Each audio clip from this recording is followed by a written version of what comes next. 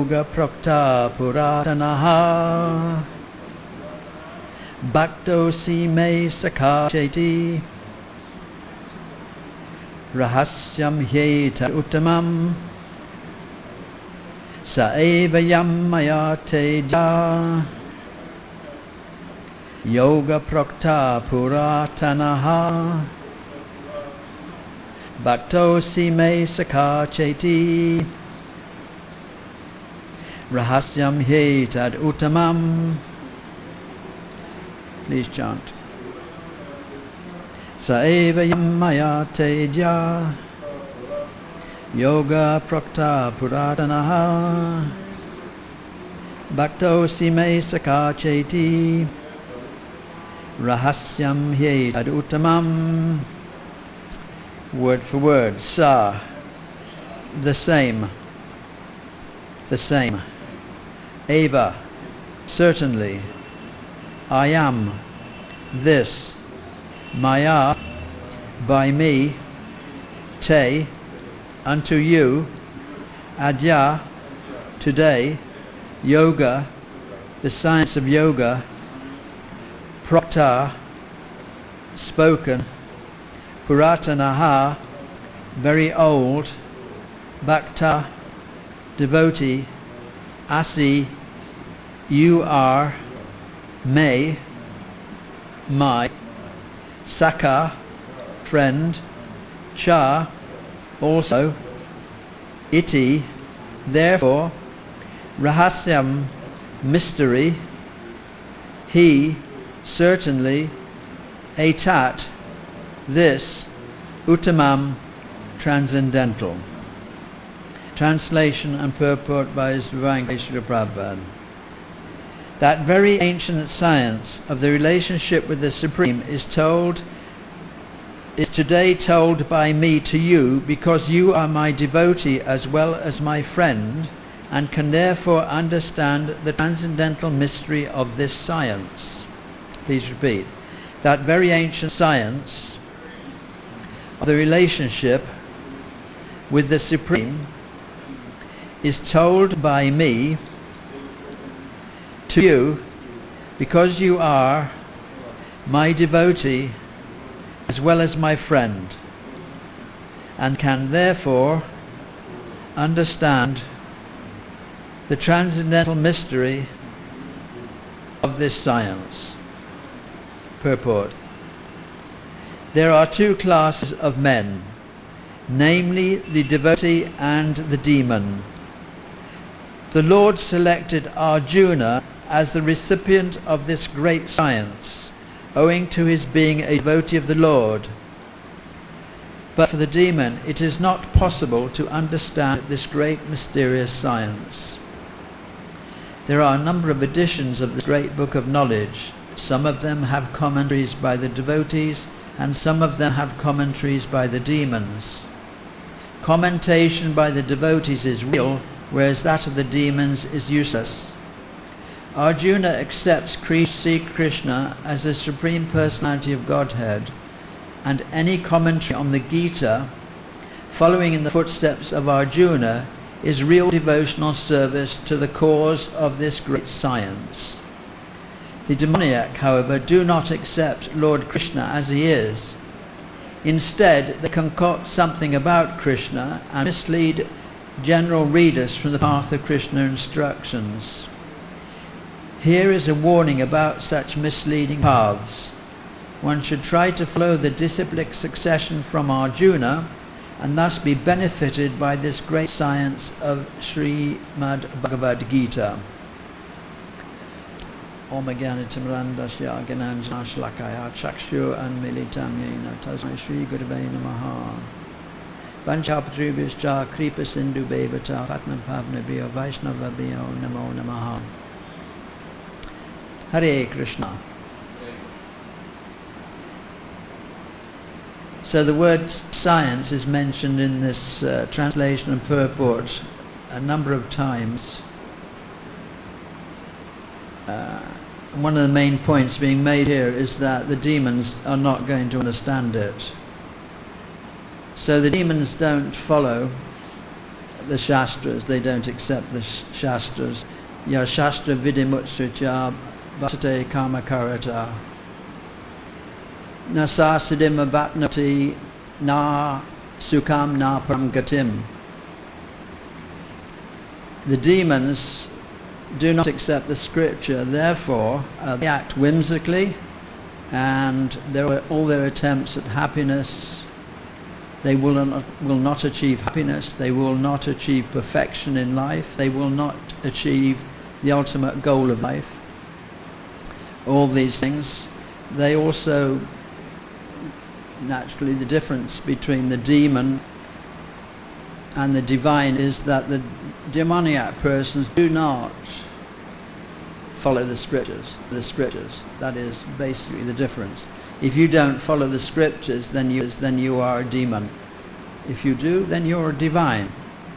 So the demons don't accept that there is a controller. Asatyam apratishtam te jagad ahur anishvaram. They say that the material world is unreal, that it has no foundation, anishvaram, that there is no controller. They think everything is happening by chance. Therefore they are free to do whatever they desire. I will accumulate so much money today, and tomorrow I will accumulate more money, and I have killed one enemy and I will kill my other enemies. So they don't follow this real science. This is a real science of the Bhagavad Gita is science. It's real science, theological science.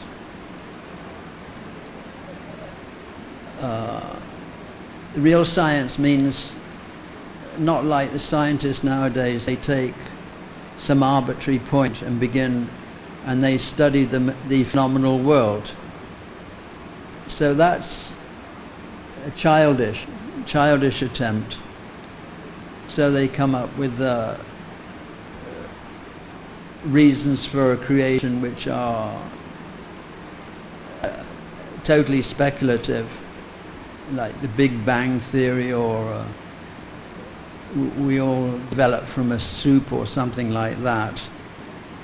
So, what was the childish attempt? Pardon? You mentioned something childish attempt. Yes, just to study the phenomenal world is a childish attempt. Without understanding what is the first cause, where is everything coming from? If you don't accept that there is divine design, then actually everything that you conclude will be wrong. It will be based upon a wrong premise. So therefore, they don't accept Achintya Shakti. And that's the real science, means to understand Achintya Shakti, how everything is developing. I mean, we have very little idea of how our bodies work, how our nails are growing, how our hair is growing, how our body digests the food, how blood is being formed. I mean, there are scientific descriptions. They observe the phenomena. According to the scientists, everything that we do is just simply a combination or interaction of material elements or chemicals. So they think that once they understand, say, the chemical composition of the brain, what happens under certain circumstances, then they will understand why it is we behave in certain ways. So this is a kind of childish attempt, and of course they haven't solved the problem of birth and death, old age and disease.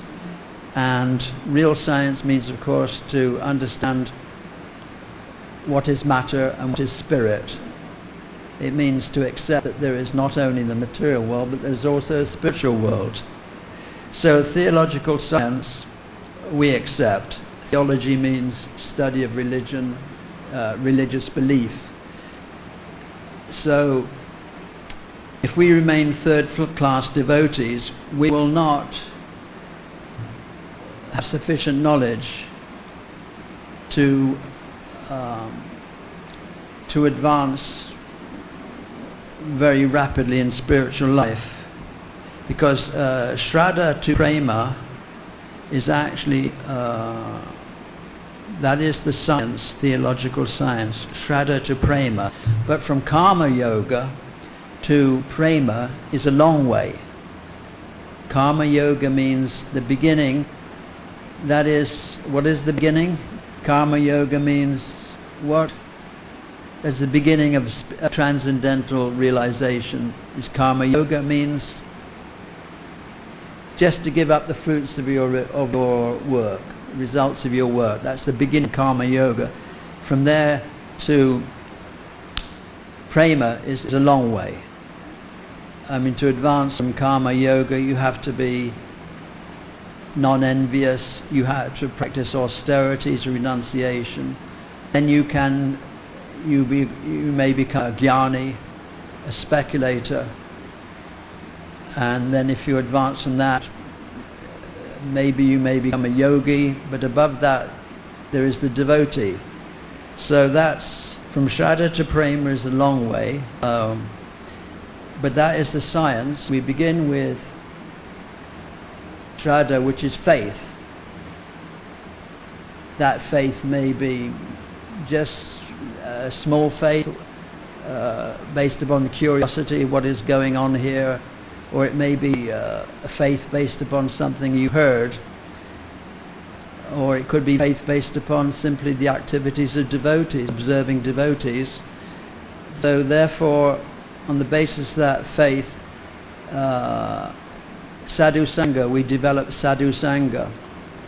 We want to associate with devotees to find out more, and then when we become when we've had that association for some time, then we will become initiated, that is bhajana kriya. One will become initiated and start chanting Hare Krishna. So that when we start chanting Hare Krishna, and we will begin the process of anatta nivritti, which is the process of getting rid of the unwanted things within our heart, or the unwanted desires within our heart. So from Shraddha up to anatta nivritti is really a struggle in spiritual life. Until we get rid of the unwanted things, it's more or less, there is some force necessary. One has to be very determined. Just like Prabhupada says, to give medicine to a horse, it takes 4 people to hold one foot. Anyway, in the beginning goes that idea that we have to force ourselves to chant Hare Krishna. We have to force ourselves to get up early in the morning. Those things are still problems for us. Getting up early in the morning is certainly can be still a problem after so many years of devotional service. We're not exactly springing out of bed in the morning. So up to anatta nivritti, once through anatta nivritti, then nishta, that means our faith becomes very firm. And then after that there is ruchi. That means taste. After firm faith there is ruchi, which means taste. That means that you don't want to do anything except hear about Krishna. You won't want to eat anything that's not offered to Krishna. Your whole life will be Krishnized, and your life will actually be changed when you get to ruchi. And then after ruchi there is attachment, ashakti, which is the point at which we will not give up devotional service. Once there's attachment, we will not want to give up devotional service at all, under any circumstances. And then, of course, there is bhava, which is initial emotion, love for Krishna. At that stage, we will actually be able to speak to Krishna directly at that stage. And then, of course, there is the highest love, which is prema. So that's all science. And you can't put one thing before the other. You can't put ruchi before nishta. It doesn't work. Just like, if you're cooking something, cooking a preparation or anything, you have to put in the right ingredients if you want to get the right result. If you don't put in the right ingredients, you won't get the right result you want. So that's all very scientific. And there must be, we have the head and the heart. The head and the heart must be satisfied. Religion means religion and philosophy. It doesn't mean just religion. Religion without philosophy is sentiment. Sentiment, sometimes fanaticism. Religion without philosophy. Philosophy without religion is dry speculation. So we want both to satisfy the heart. And it's only in actually doing devotional service that we can actually know how we're advancing in spiritual life. In karma yoga, in jnana yoga, it's very like the jnani. Sometimes he thinks he's liberated, and sometimes he's not sure about that.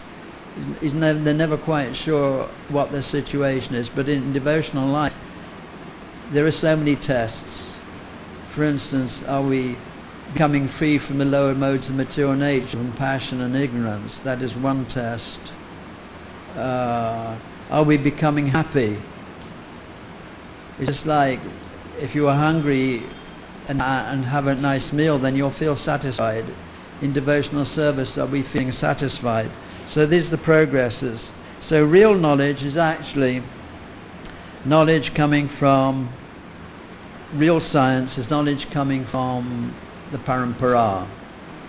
And it is this very ancient science of the relationship with the Supreme is today told by me to you, because you are my devotee as well as my friend, and therefore can understand the transcendental mystery of the science. So only a devotee can understand. The demon can't understand. The devotee can understand. Therefore, it's necessary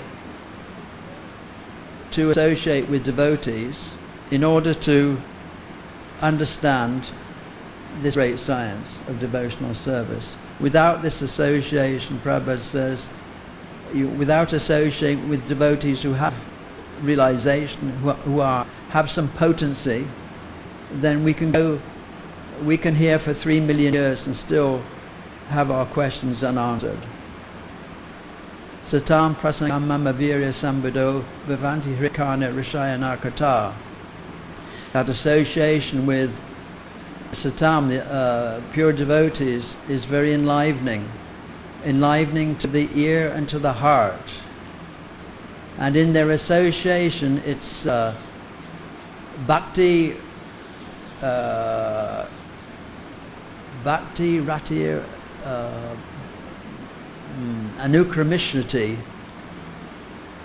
that this advancement in devotional service comes one after the other. It's the science. In the association of the potent devotees, this science is realized.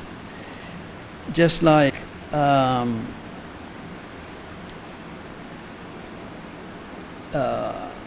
Brahma was initially inspired by Krishna from within his heart.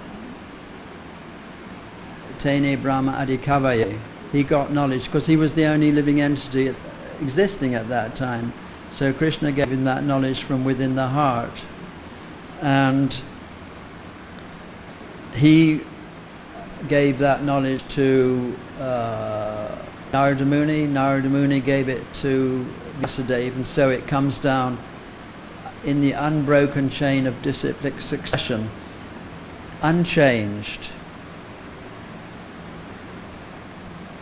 So whatever we're able to do in spiritual life,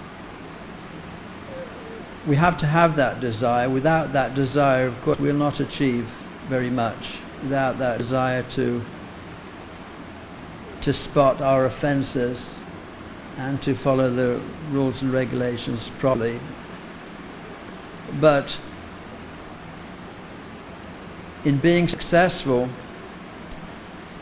we have to surrender. This surrender is actually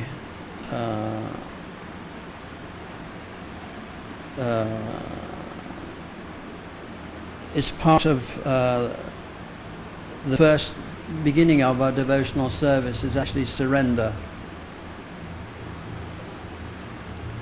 Prabhupada says that devotional service, we can be successful in 1 second, or we can take many lifetimes.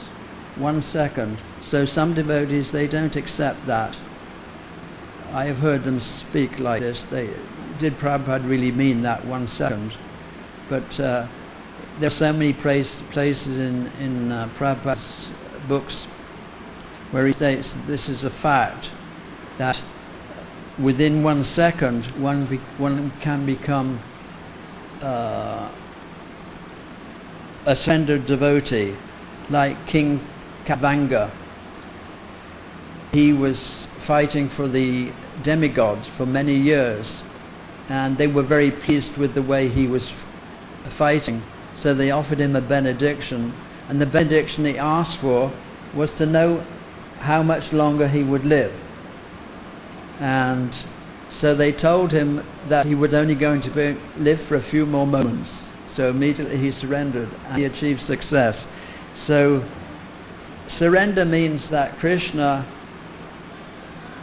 we believe that Krishna will protect us under any circumstance.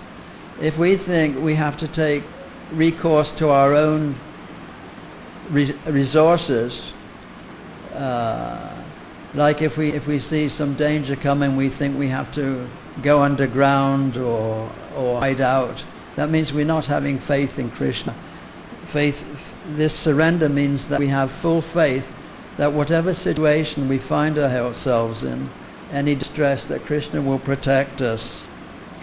So the other aspect, of course, that makes this effect of practicing devotional service immediate is that we accept the words of Krishna. The moment we accept the words of Krishna, we do that which is favorable and we do not do that which is not favorable. At that moment, we will immediately, Prabhupada says, from the beginning of spiritual life, Krishna will protect us, right from the beginning. So we accept the words, just like, why did Arjuna have a problem in his dharma, in his duty? Because, well, he had a problem because he hadn't accepted Krishna's instructions. Therefore he had a problem, a very serious problem, that caused him much grief. But when he had heard the instructions of Lord Krishna, he was reconciled to the truth, and then he went out and severed a huge number of heads from their bodies in the battle of Kurukshetra. So once we accept the words and follow them, then immediately we will be transcendental. The problem is that we accept 1 minute, then we don't accept the next. We are following 1 minute, and then the next we're not following, like that. So in that sense, if we go on like that, then our devotional service may take a long time to fructify, just like the Anarta Nivritti. It may take a long time for us to get through Anarta Nivritti.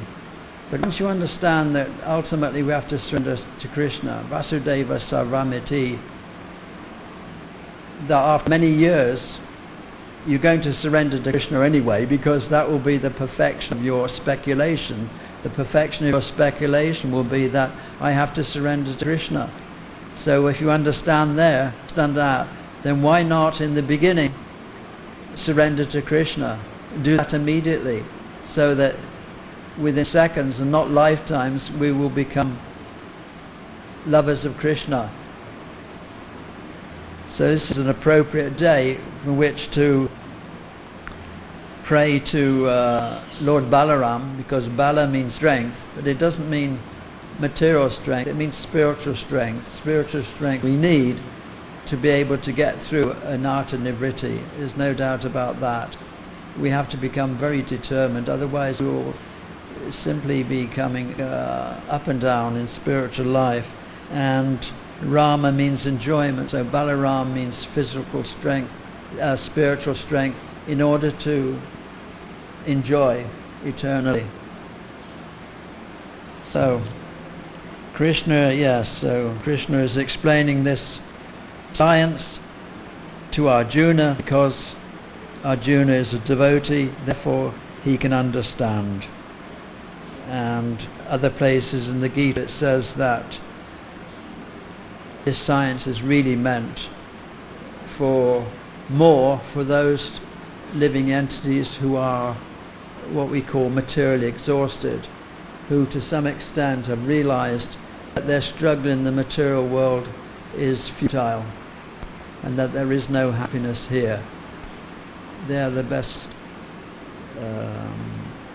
persons to engage in devotional service. But because the devotee is more merciful than Krishna, we try to attract all living entities without discrimination. We approach living entities, but we do not approach the demons. That is considered to be an offense to preach to the atheistic people. Yes, so there's real science is the knowledge coming in the parampara. If your knowledge is not received from within the parampara, then it is useless.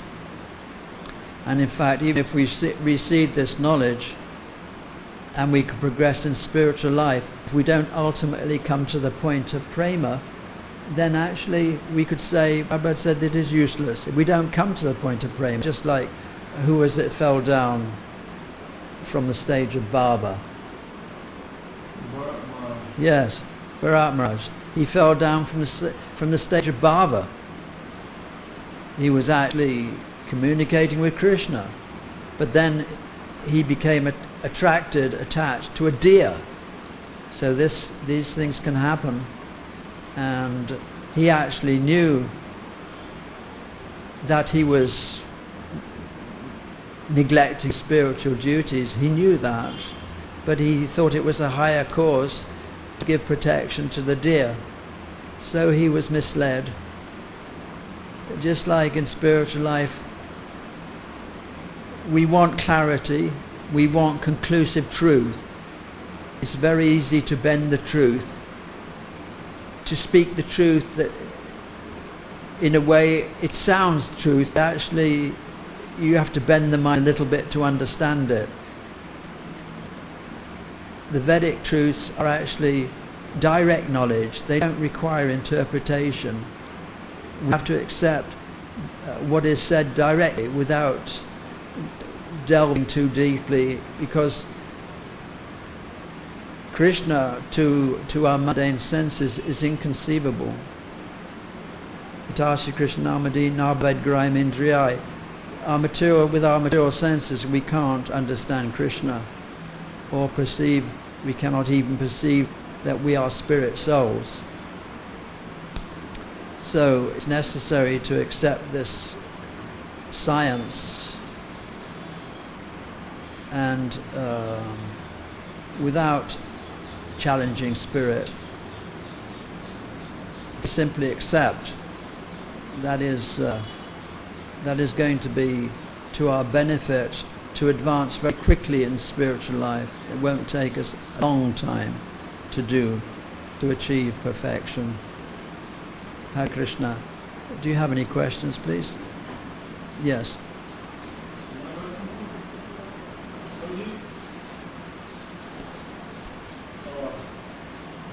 It's not challenging questions. Just That's all right. leading to discussion and understanding.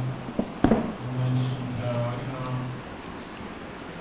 it's relying on Krishna's protection. So how do you know?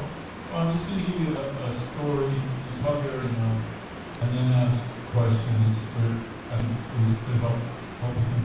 So there's a story of a guy who, praying to God, there's a big flood, and he's in danger, and he prays to God for help. And then he doesn't pray to God, he just does his thing. And a boat comes by and says, hey, this water's going to rise all the way up. And he says, oh, don't worry, I'm just going to run out. And then the helicopter comes by and a couple other things. And then he dies, and he goes, God, why didn't you protect me? He says, well, I sent you a boat and a helicopter. Right. So how do we know, when to act and when not? Do you know what I'm saying? You understand the question about answering? Well, you're asking how do we perceive Krishna as protecting us? Well, Krishna is definitely protecting us, but then, for example, another sample of this would be, how much do we have to do, and how much, of course we always rely on Krishna protection. Right. How much do we have to do, like the story of Manju's book, where the lion was in the area, and decided staying with that little stick. It's like, how are you that's not going to do anything. Well, we have to show Krishna putting in our effort. Or something. Yes. So, how much effort how do we know what that is? Well, we have to use our intelligence to the best of our ability to protect ourselves. Just like if we're sick, you may go to the doctor or you may not, but we understand that a doctor can cure many things. There isn't any doubt about it, even in the West. So we can go to the doctor and he may cure our disease, but if the doctor doesn't cure us, then we should get up. So we have to act intelligently, but understanding that only Krishna was actually going to protect us in the ultimate issue. I mean, you have to, God helps those who help themselves, you know that aphorism? Yes. So you have to help yourself in whatever way you can. Like today I took notes. I never take notes. But today I took notes because I'm not feeling that strong in preaching. So in that sense, I had to help myself. I could have relied completely on Krishna, but then I may have dried up and gone blank, because it is a bit hot in here, isn't it? So in that sense, but ultimately only Krishna can protect us, because we're not the doers. This whole energy is being controlled by Krishna. The whole material energy is being controlled by Krishna. So how can we protect ourselves? We're all conditioned. So understanding that, we have to, as Prabhupada says, we have to work with valor, understanding that Krishna is doing everything. So we have to do our best. As you said, 1 minute we are between and 1 minute. So how this happened now? We are changing in this thing. Right. When we keep on changing, and when we are sitting in the room, the mind is wandering, and some nonsense things are coming in the mind. Yes. Right. So how is this like? When we are chanting and this one and again, how these things are coming in our mind? Well, the problem is, it's question is we're chanting Hare Krishna, but still we're having so many problems. You said 1 minute we are chanting, 1 minute we are mind. The mind is not controlled, yeah. Mind is thinking so many things and so many nonsense things, unwanted things are coming in our mind. Right. Well, what's supposed to happen is the intelligence should control the mind. If the mind is controlled, then the senses are like serpents with their fangs removed. The senses can't. If the mind is controlled, the senses aren't dangerous to us. So with the intelligence, we should be. But lust can sit within the intelligence also. We can be using our intelligence to gratify our senses, and that probably is the case. To gratify the tongue, belly, genitals, those things. We are using our intelligence to do that. But even so, the mind is so strong that sometimes, if the senses aren't engaged, they can carry away the mind, even of an intelligent person. So the idea is that we have to use our senses, engage our senses in Krishna consciousness. If all our senses in Krishna consciousness, Because if one sense is not engaged, then it's going to be a problem. It can be a problem at any time. So my point is that, that's whatever you say, I agree with you. My point is that we are chanting, we are therefore chanting, when we are sitting in the room, Yes, unwanted things are in the mind, yes. which I don't like to listen also, like to hear also. But why do they appear in my mind, I ask you? Well, all our desires exist in bija form within the mind. All our fruitive desires, and they're in different states of manifestation. So it's only by devotional service that we can uproot the roots of desire. Otherwise, just like you can burn the tops off plants, but because the roots aren't destroyed, the desires keep coming back. So one has to be determined to fully engage the senses in Krishna consciousness. What other way is there? One has to be determined. That struggle in the beginning, that Tadnata Nivritti, is to follow very strictly the instructions of the spiritual master. The moment we don't do that, for instance, if we're idle, we have too much idle time, then we know what the consequences of that will be. If we overeat, we know what the consequences of that will be. It will be disastrous for our spiritual life. If we accept the philosophy, if we see Jnana Chakshush, if we see through the eyes of Scripture, that's the way we should see. We should see that if you can't control the senses, then especially the tongue, then you're going to have problems in spiritual life. It will destroy your devotional service. If you don't eat with moderation, that will destroy your spiritual service, and you won't be able to control your other senses. This is science.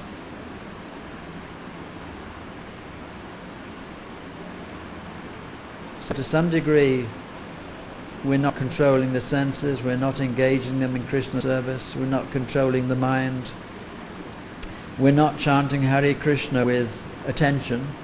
Inattention is also a cause of other offences, to be inattentive.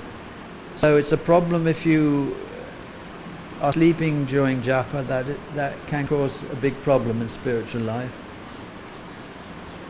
It can lead to apathy and other things. Just every day, if you're just nodding off, that means for that time you're attentive.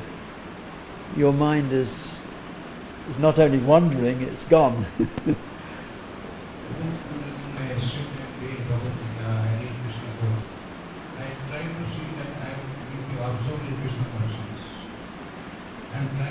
Yes, you're doing your best. Well, if you're doing your best, I think... Still, the mind is being disturbed. And although we are chanting, we are reading, we are doing everything, but still, why unwanted things are appearing? Due to some pastimes or something else? Well, there is some problem that we're not recognizing, obviously, because otherwise... Our faith is that, I can't remember the Sanskrit, that if we follow, then we'll get the result. That's the basis of faith. So it's necessary to accept that in some degree we're not following.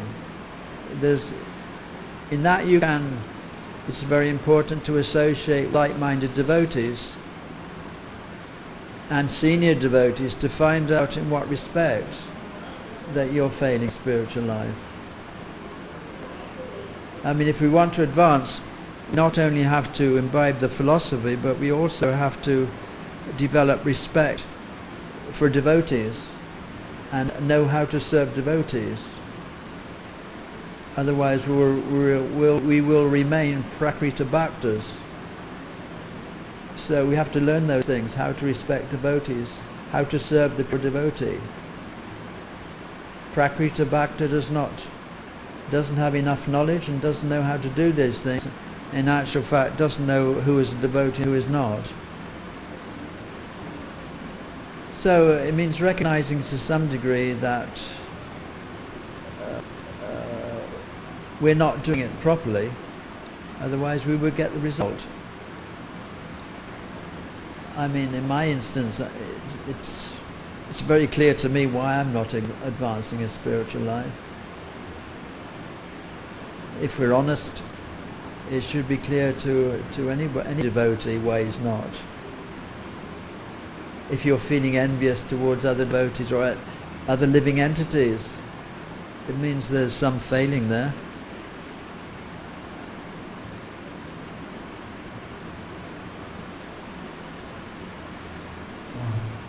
Great subject, thanks for bringing it up. I just make a comment.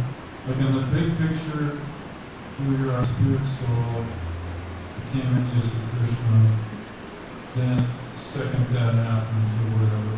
We go into this material dimension, the false ego, with a material mind that has unlimited material desires and all the combinations of the two modes of material nature become conditioned. So, by returning to Krishna's service, following Guru's instructions, it's we get in touch with the real self, but then the covering is all that conditioning. So as we stay in service to Krishna, that covering gets resolved, which includes the mental covering, the mind, and all its desires, and all this stuff. So, yeah, one point I've been making is immediately this will happen if we take up devotional service under circumstances of total surrender and accepting the instructions. Immediately that will happen. But at the same time, it's in the moment, like you said, Right. for sure. Yes. It's not too common. So, but we should recognize that as we're doing this, we have to actually make a great point. Thank you. That you're right on, that we're not maybe understanding, but for me, honestly, especially beginning, when you're not a beginner, but we cannot know what's going on, what our intentions are even on the level. So, yes. So then the mind, that we should recognize that this external thing can make many sounds. And it makes so much sounds. It's so huge. It's my experience, especially in the past. But if we stay fixed in our service to a guru, that noise will recognize that we're not that noise. What do you mean by that noise? Fruitive desires? Material desires. Yes. All these things will recognize that's not me. Right. I'm different from mine. Yes. Asango yam purusham. We have nothing to do with the soul, with the body. You know the analogy of that, right? So how does this illusion work? The analogy is oil and water. Oil and water don't mix. But if you put oil in water, when the water moves, the oil moves with it. So when the material nature moves or interacts, then the soul becomes changed. Otherwise the soul is unchanging. The soul becomes changed under material conditions. Becomes changed? Yes. According to, because it flows with the water. The oil flows with the water. If the water flows, we have nothing to do with the water, but the water flows, and because we're in the water, then it's like you're always making the point about karmatmaka. Our mind becomes coloured. The mind is still material. The mind is material, yes. But it covers the soul. We have a spiritual mind, we have a material mind. Yeah. The soul is not that material mind. And all that noise comes from material mind. So that when we really take shelter of that verse as the rivers enter the ocean, Yeah. the ocean makes That's right. Truly becoming situated in devotional service. When we really are committed to that, which leads to what you were saying, Yeah. to really become 100% committed to that, we really separate ourselves, literally separate ourselves from that material. That's exactly what happens. We separate ourselves to the extent that we just become a witness. Right. That is all. We no longer identify with it. Was it 5.9? 5.9 it's explained. But that requires to be firmly determined. Yes. But why do you determine, just like you said, because of the intelligence. We use our intelligence, that makes the most sense to become determined. Then that separation from the material happens. Yeah, we can apply the knowledge, but sometimes when we want to apply the knowledge, it's still not enough because our desires are. We still have a desire to gratify the senses. That's the problem. We still have a desire to gratify the senses, even though we know, from the point of view of knowledge, that it's never going to get us happiness. But this 5.9, a person in divine consciousness, although engaged in seeing, hearing, touching, smelling, eating, moving about, sleeping and breathing, always knows within himself that he actually does nothing at all. Because while speaking, evacuating, receiving or opening or closing his eyes, he always knows that only the material senses are engaged with their objects and that he is aloof from them. Very clearly explained there. What is our real position if we're self-realized? Otherwise we identify with the material mind. That's our problem. We identify with the material mind and the material body. But being fixed, sincerely fixed in the Christian service, that awareness that we're not that external, subtle or gross shell does take place. And then it becomes much more easy. Then you win battles. Well, yes, of course. You win a battle. Maybe once you win one battle, maybe you win another one, and another one, the whole war. Or just hanging on. Whatever happens to us, we accept as Krishna's mercy. Can't go wrong under those circumstances. Whether he puts us into distress or whether he gives us benedictions, we accept as his mercy. Whether we're able to understand something or not, it's all Krishna's mercy.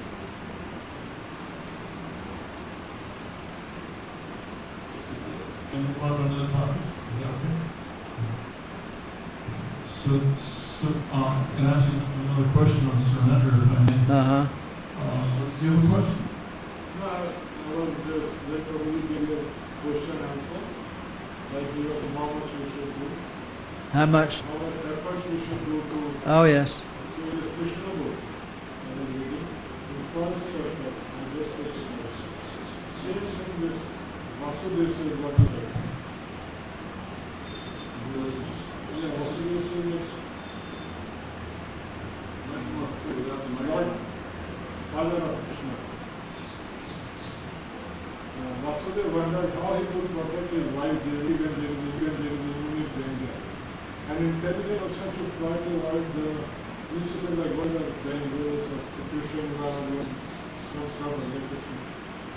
Vasudev is saying, intelligent person should try to avoid the dangerous position as far as possible. But if in spite of endeavoring by all intelligence, one fails to avoid the dangerous position, there is no fault on his part. Ah, yes. Who says that? Vasudev. Krishna says that. Yeah, there is a circumstance which comes to mind. Who was it? Prithu Maharaj wanted to do 100 horse sacrifices, was it? Yeah. And Indra kept stealing the horse because he knew that if he did 100 he would be more powerful than Lord Indra. So they actually decided to call King Indra, and when he came they were going to throw him in the fire. So the advice was, no, you can't do that because it's providential. What he's doing is providential, and the more you try to alter that which is providential, the more you'll become implicated in material thought. So it's a fine line, you know, what is providential and whether I should act or not act. It's just a matter of good discrimination. Regarding the same topic, but let's say a brahmacharya like you and I don't know if I've seen the brahmacharya, that we have, or you know, somebody's taking shelter in the temple. That some temples, the way they run it, is they set aside funds for your retirement, for your health. Do they? Yeah. Oh. And some just say, well, you're on your own. Ah. And some even say you shouldn't have any money. You shouldn't save anything for yourself. You just to actually save, you should have a bank account. Well, that's right for brahmachari. Well, and then you're supposed to just rely on Yes. Krishna. So how are we supposed to really practically, because it's a big deal. No, I understand what you're saying, but it's a problem for us and it's a problem for the management also. Yeah. In some temples they say, yeah, you keep your own savings. Some will say, we'll Right. divide that with you, don't worry. And some will say, well, I don't know what will happen. Well, it depends how their faith is. You know, some management, they always say there's not enough money, there's not enough labor, there's not enough resources. But I don't think that's a good excuse, because Krishna is unlimited. He can give us unlimited amounts. He says in the Gita, I will preserve what you have, and what you need I will give you. So if you don't have good faith, then if you try to control things according to your understanding, then it won't work. So I understand, yeah, because a lot of brahmacharis, they don't have faith now, not only brahmacharis, but grihasthas, they don't have faith that our institution will protect us. There's no doubt they've lost faith in that. So this is not a good symptom. It's not a good symptom from a brahmachari to have a bank account. It simply isn't a good situation. And it's not a good situation. And it should be corrected, so that we're properly engaged according to our varna. It should be corrected. And it needs also for the grihasthas to realize that they have to maintain the brahmacharis, which they don't do now. They're not even interested. Mostly, a few are, there's no doubt a few are to some degree. So with this answer we got Boston did, what do we do regarding this? Well, if we were better qualified, maybe we would be in control, but we're not. So we may not have faith in the leadership, but it's necessary to follow them, otherwise there will be no society. And have faith that actually Krishna will correct things eventually, which will happen. Eventually, you see, whatever situation you're in, if it's undesirable, if you're patient, Krishna will correct it eventually. You'll see, it will inevitably happen. But otherwise, if you're implicated in some situation, that's because of your desire also. Otherwise, Krishna will give you a better arrangement. But I can just give you a scenario that's recently come up. I've been serving this place for 16 years. Yes, I remember. Yeah. And not taking anything. And You consider that was wasted time? no, No. not at all. No. But the leaders. You act in good faith. Yeah. Yes. The leader is getting older, and I don't know how much longer he's on the planet. And if he leaves, really, the whole temple might probably fall apart. Yes. So, and GBC would just take all that. Right. So I asked the leader if I were to move to another situation, like go to another temple or whatever, would I be leading with anything? Because I do book distribution, advance. Oh, you mean, would he give you anything? And he said, you leave with nothing. Uh-huh. So I can either leave, so if GBC just takes in like a few years, maybe shorter than that, just takes everything and I have nothing. Right. I'm going to leave with nothing either way, but at least at my age, maybe I can work towards having something as opposed to being in a really precarious situation. And not being physically precarious, but how about this? This is my main concern, that I'm productively engaged with facility and distributing a lot of books and getting other people to distribute a lot of books. And a lot less books will go out. I'm just in a really precarious situation for about 6 maybe months or a year to catch up. So how do I apply this? Years ago, I can say from experience that everybody had full faith that if you wanted to be a devotee, that you'd have total protection within Iskcon. There was no doubt you would never be thrown out. But that kind of faith is not. I don't see that it exists now, because so many devotees have left or are marginalized because they don't have faith that the society will protect them and give them shelter. Like I have been engaged for 5 years, and I've been practically on my own for 5 years. I haven't And to some degree I don't know what I belong to anymore. But when I come to Vrindavan, it's different. I feel very much connected here. And it's a wonderful experience. That's why, Prabhupada wanted everybody to come to Vrindavan to renew their faith. And it's necessary to do that. Otherwise, in the West, it's very difficult to be Krishna conscious, as you know from experience.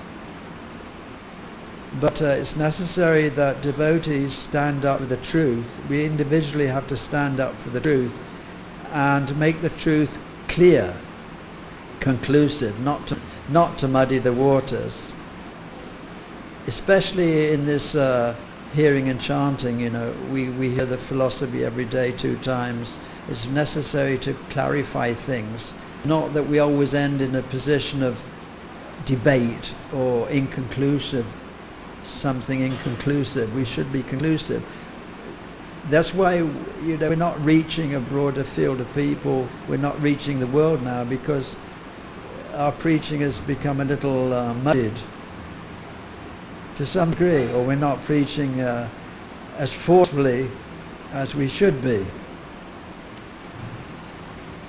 So regarding my situation, what would be a conclusive way to go?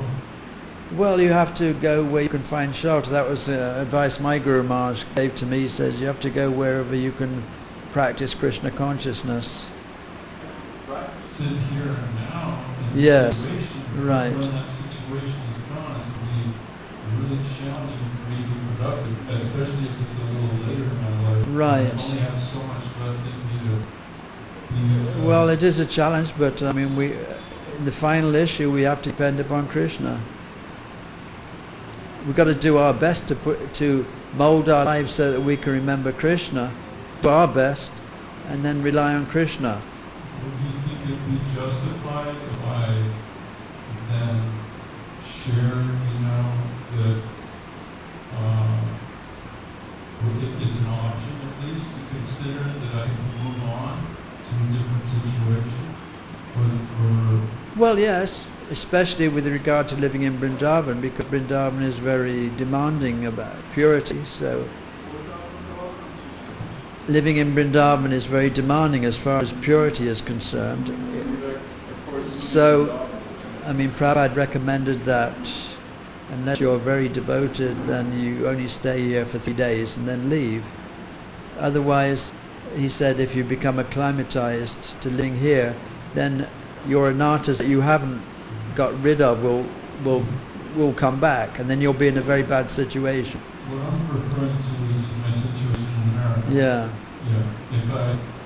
Would it be a conclusive, reasonable choice to consider moving to a different situation where in the near future I would be in such a compromise? Yes, of course. Especially if you're seeing through the eyes of knowledge, and you see there are certain failings, why, of course, it's our duty to do that. But we have Guru to approach. My Guru gave me instructions where I should stay, so I'm clear on that. If I want to leave, I have to clear that with him, and that's. I'm glad you reminded me about that. Something I'll have to do. You said that? Yeah, he told me specifically that I should stay in a certain place. And if you want to move, you got to check it. No, he didn't say that, but he just told me to stay in this one place. Oh. So you feel that if you wanted to move, you should check it? Yes, Okay. because I need his mercy, I need his sanction. I mean, ultimately, we accept a Guru for his instructions. He's going to take us back to Godhead. Can I ask you, where is the Yes, Srila Satsvarup Maharaj.